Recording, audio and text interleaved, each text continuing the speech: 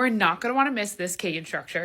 This one's one of my favorites. It's roundtable consensus. My last video, I talked about round robin, which was a full team structure where students were asked a question and then they answered going around in their table. This is similar, but table means to write. So for this one, the teacher poses a question and there must also be multiple responses or making a list of items. And each table has one piece of paper and one pencil. I might be reviewing the types of figurative language and I might say, all right, students, I want you guys to think of any type of figurative language that you know. Always give them think time. And then I'll say, person 4, you're going to start first. So person 4 is going to start with a paper and pencil in front of them. They're going to say their answer out loud.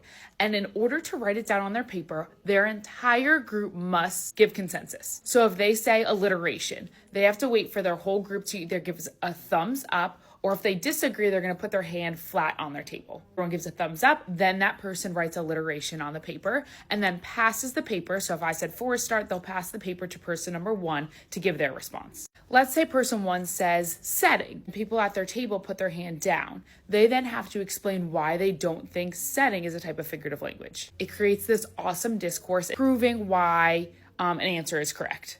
Now, you can do a completely open-ended question, or I've done a worksheet that looks like this, where instead of everyone just completing independently based on a book, I have them do a roundtable consensus. Let's say person number 3 starts. They fill out the character section. So they might say, okay, a character in the book is Fred.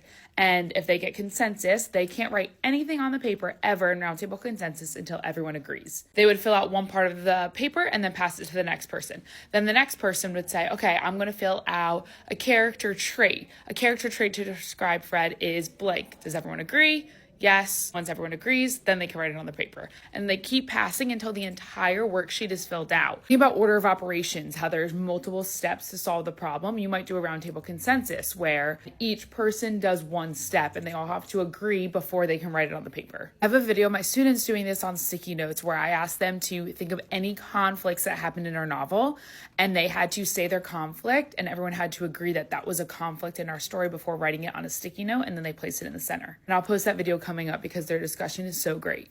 I just love the structure because it's actually the whole team working together. Everyone is held accountable. Everyone has to be listening to the responses because they can't just agree or disagree. They have to prove and explain why they agree or disagree.